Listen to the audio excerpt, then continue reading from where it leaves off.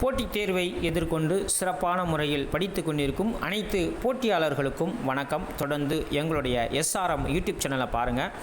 பிடிச்சிருந்தா லைக் பண்ணுங்கள், ஷேர் பண்ணுங்கள். மறக்காமல் பக்கத்தில் இருக்க பெல்லைக்கான ப்ரெஸ் பண்ணி ஆள்னு கொடுத்துட்டிங்கன்னா நாங்கள் போடக்கூடிய எல்லா நோட்டிஃபிகேஷனுமே உங்களுக்கு வரும் என்பதை நான் தெரிவித்துக் கொள்கிறேன். போன வீடியோவில் ஒரு வினா கேட்டிருந்தேன், அதற்கான விடைகளை இப்போ பார்க்கலாம். சரிங்களா? இந்திய பொருளாதாரத்தின் தந்தை என்று அழைக்கப்பட்டவர் யார்? விடை பார்த்தீங்கன்னா தாதாபாய் நவ்ரோஜி என்பது மிக சரியான பதிலளித்த அனைவருக்குமே வாழ்த்துக்கள். ஏன் அப்படி சொல்கிறேன்னா 2-3 ஆப்ஷனில் எம்ஜி ராணடே அப்படின்னு ஒரு இதில் கொடுத்துருக்காங்க, ஒவ்வொரு விதமான ஆன்சர் கொடுத்துருக்காங்க. ஆகையினால் இதற்கு உங்களுக்கு ஏதாவது சந்தேகம் இருந்துச்சு அப்படின்னு தெரிஞ்சுன்னா நீங்கள் கண்டிப்பாக பள்ளி பாட புத்தகத்தில் என்ன கொடுத்துருக்குறாங்களோ அதை நீங்கள் ஆன்சராக எடுத்துக்கோங்க. அதான் நமக்கு மெயின். அதே மாதிரி பார்த்திங்கன்னா ப்ரீவியஸ் இயரில் இந்த மாதிரி கொஷின் கேட்டிருந்தாங்கன்னா அதையும் நீங்கள் எடுத்து பார்த்துட்டு அதற்கான எவிடன்ஸாக வச்சுக்கோங்க. சரிங்களா? ஸோ கமெண்ட்ஸில் வந்து சொல்லியிருந்தீங்க பிவி நரசிம்மராவ் அப்படின்னு சொல்லியிருந்தீங்க. இது எதற்கான ஆன்சராக வரும்னு பார்த்தீங்கன்னாக்கா, அதாவது நவீன இந்திய பொருளாதாரத்தின் தந்தை அப்படின்னு கேட்டால் பிவி நரசிம்மராவ் அப்படின்னு சொல்லி ஆன்சரை நீங்கள் எடுத்துக்கலாம். சரிங்களா? ஸோ அதையும் நீங்கள் இதுக்கும் அதுக்கும் உள்ள டிஃப்ரெண்ட் என்ன அப்படின்றத நீங்கள் பார்த்துட்டு பக்காவாக எடுத்துக்கலாம். ஸோ அதனால் நண்பர்களே, நம்ம ஒவ்வொரு நாளும் ஒவ்வொரு வினாவை ஒவ்வொரு பகுதியாக நம்ம தொகுத்து கொடுத்துக்கிட்டு இருக்கோம். ஸோ இதை எல்லாமே நீங்கள் பார்த்துட்டு யூஸ்ஃபுல்லாக பயன்படுத்துங்க. மறக்காமல் நம்ம கொடுக்கக்கூடிய ஒவ்வொரு வினாவுமே ரொம்ப ரொம்ப முக்கியமாக அறிந்து தெளிவாக கொடுத்துக்கிட்டே இருக்கோம். ஸோ பார்த்துட்டு மறக்காமல் உங்களுடைய கமெண்ட்ஸை சொல்லுங்கள். இன்றைக்கி பார்த்தீங்க அப்படின்னாக்க இந்திய தேசிய இயக்கத்திலிருந்து சில வினா விடைகள் கொண்டு வந்திருக்கேன். ஸோ அதில் கொஷின் ஆன்சரை பார்க்கலாம். ஓகேவா? வாங்க வீடியோக்குள்ளே போகலாம். கொஷின் நம்பர் 1, பின்வரும் கூற்றுகளில் சரியானது எது? கூற்று 1, 3 வட்டமேசை மாநாடுகள் நடைபெறும்போது பிரிட்டிஷ் பிரதமராக இருந்தவர் ராம்சே மெக்டொனால்ட் ஆவார். கூற்று 2, 3 வட்டமேசை மாநாடுகள் நடைபெறும்போது அரசு பிரதிநிதியாக இருந்தவர் இர்வின் பிரபு ஆவார். விடை பார்த்தீங்கன்னா கூற்று 1 சரி, 2 தவறு. பின்வரும் கூற்றுகளில் சரியானது எது? கூற்று 1, 3 வட்டமேசை மாநாடுகள் நடைபெறும்போது பிரிட்டிஷ் பிரதமராக இருந்தவர் ராம்சே மெக்டொனால்ட் ஆவார். கூற்று 2, 3 வட்டமேசை மாநாடுகள் நடைபெறும்போது அரசு பிரதிநிதியாக இருந்தவர் இர்வின் பிரபு ஆவார். விடை பார்த்தீங்கன்னா கூற்று 1 சரி, 2 தவறு. கேள்வி எண் 2, கராச்சியில் நடைபெற்ற காங்கிரஸ் மாநாட்டிற்கு தலைமை தாங்கி நடத்தி வைத்தவர் யார்? விடை பார்த்தீங்கன்னா வல்லபாய் படேல். இந்த காங்கிரஸ் மாநாடு எப்போ நடந்துச்சு அப்படின்னு பார்த்தீங்கன்னா 1931 நடந்துச்சு. சரிங்களா? ஸோ கவனமாக பார்த்துக்குங்க, இயரும் நமக்கு கண்டிப்பாக தெரிஞ்சாகணும். கராச்சியில் நடைபெற்ற காங்கிரஸ் மாநாட்டிற்கு தலைமை தாங்கி நடத்தி வைத்தவர் யார்? விடை வல்லபாய் படேல், 1931. அடுத்து கேள்வி எண் 3, எல்லை காந்தி என்று அழைக்கப்பட்டவர் யார்? விடை கான் அப்துல் காபர் கான். எல்லை காந்தி என்று அழைக்கப்பட்டவர் யார்? விடை கான் அப்துல் காபர் கான். கொஷின் நம்பர் 4, செஞ்சட்டைகள் என்று அழைக்கப்பட்ட குடை கிட்மார்க் இயக்கம் என்னும் அமைதி போராட்டத்தை கான் அப்துல் காபர் கான் எங்கு நடத்தினார்? விடை பெஷாவர். செஞ்சட்டைகள் என்று அழைக்கப்பட்ட குடை கிட்மார்க் இயக்கம் என்னும் அமைதி போராட்டத்தை கான் அப்துல் காபர் கான் எங்கு நடத்தினார்? விடை பார்த்தீங்கன்னா பெஷாவர். கொஷின் நம்பர் 5, காந்திய கவிஞர் என்று அழைக்கப்பட்டவர் யார்? விடை நாமக்கல் கவிஞர் வே. ராமலிங்கனார். காந்திய கவிஞர் என்று அழைக்கப்பட்டவர் யார்? விடை நாமக்கல் கவிஞர் வே. ராமலிங்கனார். அடுத்து கொஷின் நம்பர் 6, சரியான இணையை தெரிவு செய்க. 1, நிரங்காரி இயக்கம். அதற்கு நேரம் பார்த்தீங்கன்னா பாபா தயாள்தாஸ். 2, நாம்தாரி இயக்கம். அதற்கு நேரம் பார்த்தீங்கன்னா பாபா ராம்சிங். விடை பார்த்தீங்கன்னா இவை இரண்டுமே சரியானது தான். சரியான இணையை தெரிவு செய்க. 1, நிரங்காரி இயக்கம். அதற்கு நேராக பார்த்தீங்கன்னா பாபா தயாள்தாஸ். 2, நாம்தாரி இயக்கம். அதற்கு நேராக பார்த்தீங்கன்னா பாபா ராம்சிங் அப்படின்னு கொடுத்துருக்காங்க. விடை பார்த்தீங்கன்னா இவை இரண்டுமே சரியானது தான். இந்த 2 அமைப்பையும் தோற்றுவித்தவங்களுடைய நேமு அப்படி கொடுத்துருக்காங்க. ஸோ அதை கவனமாக பார்த்துக்குங்க. அடுத்து கொஷின் நம்பர் 7. பின்வரும் கூற்றுகளில் சரியானது எது?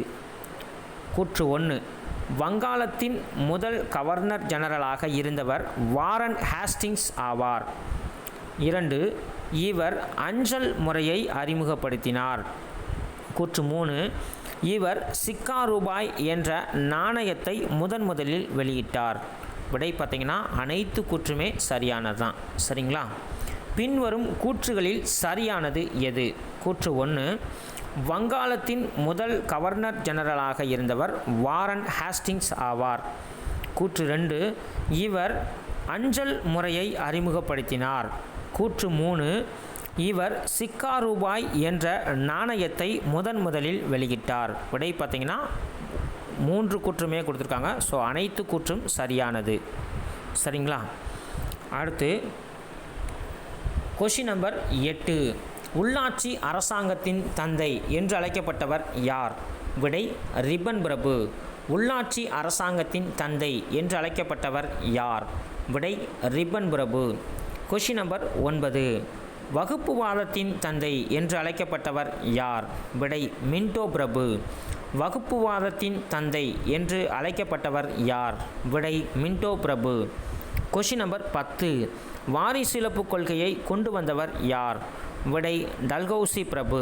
வாரிசிலப்பு கொள்கையை கொண்டு வந்தவர் யார்? விடை டல்ஹௌசி பிரபு. Question number 11. 1875ஆம் ஆண்டு சத்யார்த்த பிரகாஷ் என்ற நூலை வெளியிட்டவர் யார்? விடை மூல்சங்கர். 1875ஆம் ஆண்டு சத்யார்த்த பிரகாஷ் என்ற நூலை வெளியிட்டவர் யார்? விடை பார்த்தீங்கன்னா மூல்சங்கர். இவருடைய ஒரிஜினல் நேம் பார்த்தீங்க அப்படின்னாக்கா தயானந்த சரஸ்வதி. அதையும் நீங்கள் ஞாபகம் வச்சுக்கோங்க. சரியா? அதனால் கொஷின் இப்படியும் கேட்கலாம். அடுத்து கொஷின் நம்பர் 12. சுத்தி இயக்கத்தை உருவாக்கியவர் யார்? விடை தயானந்த சரஸ்வதி. சுத்தி இயக்கத்தை உருவாக்கியவர் யார்? விடை தயானந்த சரஸ்வதி. Question number 13. ஜீவன் என்பதை சிவன் என்று கூறியவர் யார்? விடை ராமகிருஷ்ண பரமஹம்சர். ஜீவன் என்பதை சிவன் என்று கூறியவர் யார்? விடை ராமகிருஷ்ண பரமஹம்சர். Question number 14. ராமகிருஷ்ண பரமஹம்சரின் சீடர் யார்? விடை விவேகானந்தர். ராமகிருஷ்ண பரமஹம்சரின் சீடர் யார்? விடை விவேகானந்தர். Question number 15. 1857ஆம் ஆண்டு நடைபெற்ற பெரும் கலகத்தை இராணுவ புரட்சி மட்டுமே, அது பிரிட்டிஷ் ஆட்சியை தூக்கியெறிய நடத்தப்பட்ட சதி அல்ல என்று கூறியவர் யார்? விடை சர் ஜான் லாரன்ஸ். 1857ஆம் ஆண்டு நடைபெற்ற பெரும் கலகத்தை இராணுவ புரட்சி மட்டுமே, அது பிரிட்டிஷ் ஆட்சியை தூக்கி எறிய நடத்தப்பட்ட சதி அல்ல என்று கூறியவர் யார்? விடை பார்த்தீங்கன்னா சர் ஜான் லாரன்ஸ். அடுத்து கொஷின் நம்பர் 16.